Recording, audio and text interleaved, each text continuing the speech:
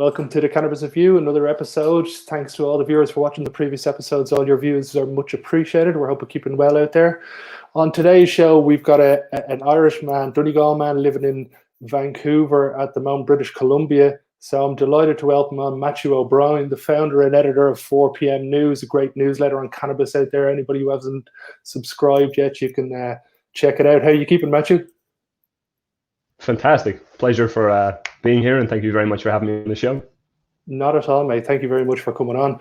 So, as per usual, you've seen the show, so we kind of tend to cover 3 or 4 topics in each of your show with an area of expertise. So, do you want to kind of give the guys a little introduction to yourself, how you got into the cannabis industry, how you find yourself founding 4PM, and then we'll kick into the topics? For sure.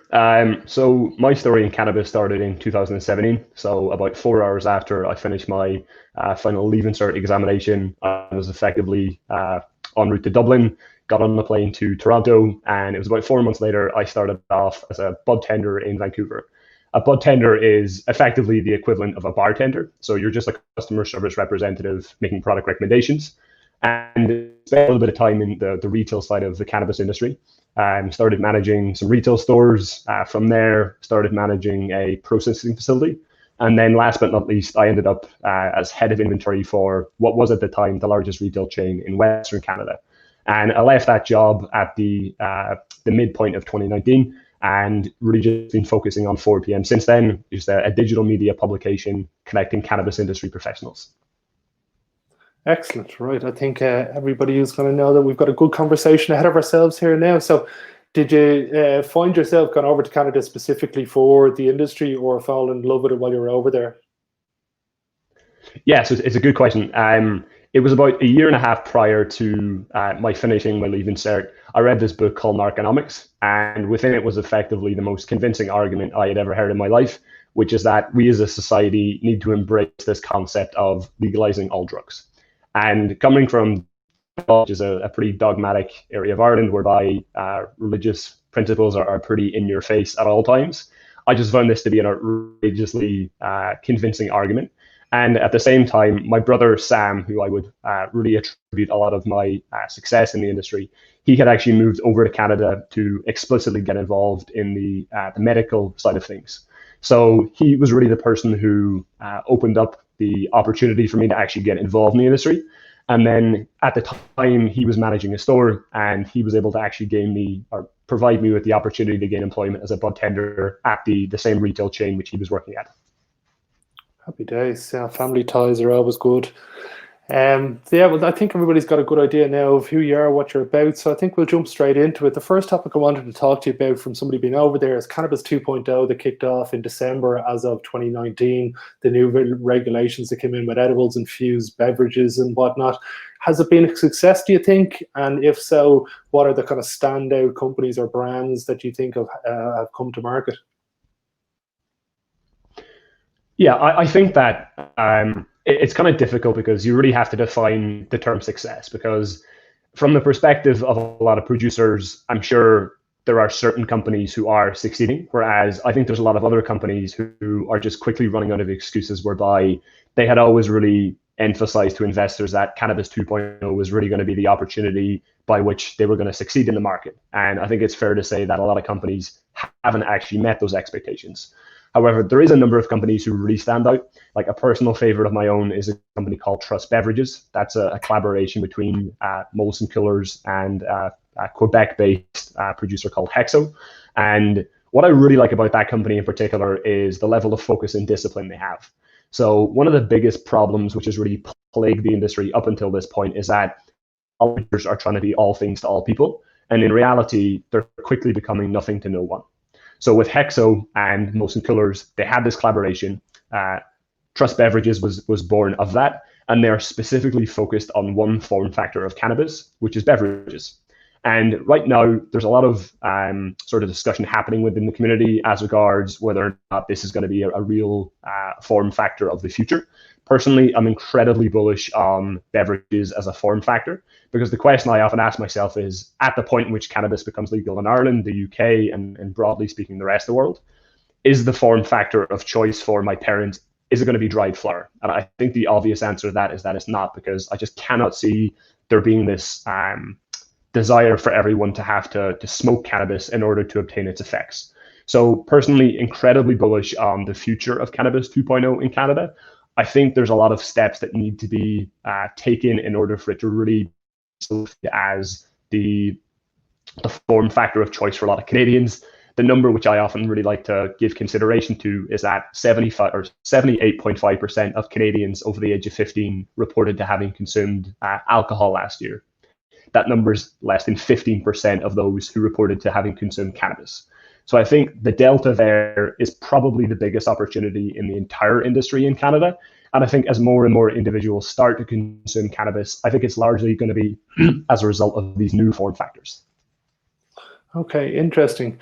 Yeah, so I think you've got as well, I think one of the good things about Cannabis 2.0 and for Canada, and especially some of the companies, is the abilities for them to get ahead in kind of the race, let's say, for emulsion technologies and the various different things that are going to be paramount to any beverage company who tried to take a position into this industry. So yeah, it's an exciting one to see, and hopefully now it 3.0 becomes the next little step for the whole thing.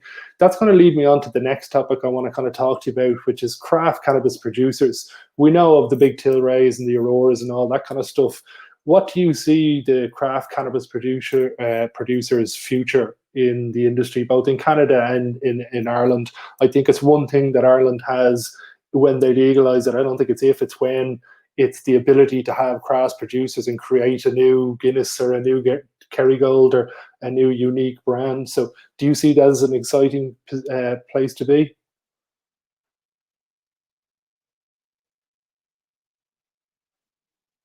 Yeah, I mean, what's difficult about craft cannabis is that it's sort of become like a marketing buzz term for a lot of producers. Like the idea was that if you simply say that your cannabis is craft cannabis, it's nearly a mechanism by which to communicate to consumers that you're producing a high quality product. In my own personal dictionary, the way by which I would define the term is a producer who focuses explicitly on quality over quantity. So the company which I'm head over heels in love with, who has captured my emotions, is a company called North 40 Cannabis, a very small producer based out of Saskatchewan in Canada. And the reason as to why they are succeeding at such an exceeding rate in comparison to the rest is that they are ridiculously transparent with regards to the processes they have in place. They are one of the few companies in all of Canada who actually provide consumers with access to their products' terpene profiles, which is sort of another interesting topic which is happening in the industry right now. But I think largely speaking, when Ireland does go to legalize cannabis, I personally think that the area which we as a nation need to focus on is empowering craft cannabis producers, because my own prediction is that the cannabinoids which are going to be added to edibles and beverages, likely, I would say perhaps 2 years from now, it might take a little bit longer. They're not actually going to be derived from the agricultural supply chain. So to date, right now in Canada, the way by which cannabis is produced is that, you plant a seed in the ground or you have a clone and you cultivate this plant. And that's what I typically refer to as the agricultural supply chain. However, there is something which is happening right now in cannabis, which doesn't really get a lot of attention. And I think it really ought to get a lot more attention, because the potential for it to disrupt the entire supply chain is absolutely enormous. And that's biosynthesis of cannabinoids. Yeah. So a friend of mine, Ben, who is the CEO of a company called Celebra, I would consider them to be one of the market leaders in this area. They have a ridiculously talented team. And what they're doing is they are using a process called biosynthesis to produce cannabinoids with a level of consistency which you couldn't even put in comparison to the current supply chain. And the potential cost reduction of that system is just going to create this scenario whereby it just doesn't make sense to actually cultivate cannabis unless it's actually being consumed as dried flower. So assuming that is the way it plays out, and I would bet a lot of money that that is going to be the case, I think the area which we really need to be focusing on is empowering producers to focus on producing very high quality dried cannabis flower. And then I think thereafter, Ireland is also in this really interesting position whereby a lot of the large biotech companies in the world already have their headquarters in Ireland. So if that does become the sort of standardized supply chain, it would make a lot of sense for Ireland to devote a lot of resources to really become a market leader in that area. Yeah, I think the synthetic versions of cannabinoids is definitely something that it looks as if you look at it from a business perspective and with business eyes on it and take away your kind of rosy tinted goggles of the cannabis industry, especially in Europe. If I were them and if I was that industry, their lobbying power and their lobbying spend is going to be significantly higher than, let's say, a regular lobbying group who just wants flower legalized. So I can kind of already see that's the way it looks like the vote might go in December over here in the European Union, is that the synthetic lobbyists have gotten there, and they basically that the rules will be that it can only be a farmer grade synthetic cannabinoid that can be used as an ingredient, in which case they've just tied up the ingredient market for themselves. Yeah, I think that the interesting distinction I would add, and I'll probably get crucified if I don't make this distinction, is that the process of you using biosynthesis, it actually produces an organic product. So as an example, that there's a product called, I think it's called Marinol. I'm probably butchering the pronunciation of that name, but that is actually a synthetic cannabinoid. Whereas if you use the process of biosynthesis, you're actually producing an organic cannabinoid. So I think that is one of the biggest misconceptions. Okay. And I think that particular hurdle is just going to be an issue which those companies need to address, because I think there's going to be a lot of skepticism as regards the majority of consumers consuming a product which is synthetic, in particular individuals who have previously consumed products like K2. I don't think there's going to be a lot of enthusiasm to consume those types of cannabinoids, whereas if they can effectively educate the market that these are the exact same cannabinoids which would otherwise be found or derived from the cannabis plant, I think at that point in time, it does serve to obtain a much broader level of acceptance. Okay, that's a good explanation. Thank you for highlighting the difference between the two there, because as I said, it's something that the beauty of this show is to not everybody knows everything, and it's to get as many educated people like yourself on to be able to clear the waters and make sure everybody has the distinctions properly on various topics. The thing I'm going to move on to now, and it's a pretty open-ended question, but it's good to get your thoughts on where you see the future of cannabis going, both in North America and over here in Europe. What are your thoughts on what's coming up over the next few years? Yeah, the area which really excites me the most is different form factors of cannabis. So right now, if you look at the data from like a company like Headset, it's pretty obvious that the most popular form factor of cannabis is dried flower. That to me is really strongly correlated to the type of consumers who are actively consuming cannabis. So I had the opportunity to interview John McGurn, who is the director of marketing at Afria, for one of last week's publications, and he raised a really interesting point, which is that from his perspective, 8 out of 10 Canadian consumers who would likely benefit from consuming cannabis are currently not even willing to step inside a dispensary, despite the fact that cannabis is fully federally legal here in Canada. So from my perspective, the area of most interest is, will these new form factors of cannabis, which are far more consistent than a flower? One of the biggest issues with the agricultural supply chain is that it's very difficult to consistently produce the same product which has the same chemical composition. Whereas for a product like a beverage, it's a singular molecule. So it's just going to be THC or CBD. In scenarios, it's going to be a combination of the two.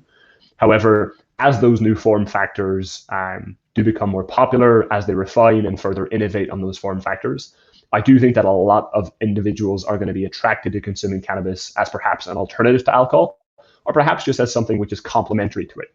So that to me is really one of the main areas of interest. In Europe in particular, it's not something which I pay as much attention to as I perhaps ought to, because I am Irish and a lot of the roots I have are still in Ireland. However, I think that by the time a nation like Ireland does actually get around to legalizing cannabis, I think that number one, the supply chain is going to look very different than what a lot of people probably predict it to be. Like there was this ongoing conversation with Gordon Amona and the Irish government whereby they were going to convert a lot of the existing bogs in Ireland to essentially cultivate cannabis. Now, on paper, I think that sounds like a fantastic idea. I think in the short term, that likely does serve to create a lot of employment in rural areas, which would greatly benefit doing so. However, I think given that we have the benefit of hindsight and we can sort of look at nations like Canada and ask ourselves, like, what mistakes did they make? And how do we learn from those mistakes to position a nation like Ireland to actually be one of the leaders in this industry for the next, decade, perhaps even 100 years? And I think to do so, the nation of Ireland at a pretty, from a high level, needs to have these conversations today with a lot of the biotech companies in Ireland to understand what is the future supply chain going to look like, and how do we position Ireland to benefit from that the most? I personally just don't think that the agricultural supply chain is going to be the supply chain which is supplying a majority of the cannabinoids which consumers consume a decade from now. And if that is the case, I think it's a really worthwhile conversation for us to be having in advance of that, to ask ourselves as a nation, how do we actually position ourselves to benefit from that? Yeah, I think that's very well put indeed. I'm going to wrap it up there. I think that's been a very informative show. If everybody wants to check out Matthew's website, you can do so there at the link below, 4pm.co/. So I can't thank you enough, Matthew, for coming on the show. It's been very informative, great chat. I look forward to having you on, let's say, again in the near future, and we can cover another couple of topics. A pleasure. Listen, have a fantastic rest of your day. You too. Cheers, Matthew. Thanks, everybody. See you next show.